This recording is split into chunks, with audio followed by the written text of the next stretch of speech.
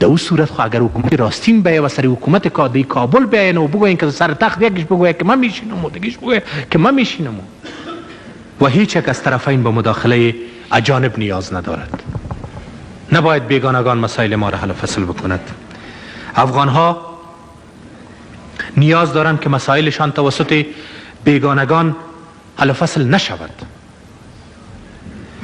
اگر ما بین خود بنشینیم برای بیگانه چی جای باقی خواهد ماند؟ مگر متاسفانه اگر بین خود ننشینیم بیگانه ها ما را آله و وسیله دست خود می سازند.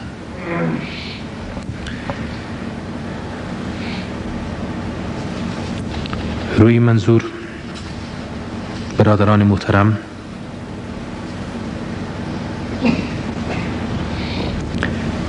ما میگوییم جنگ در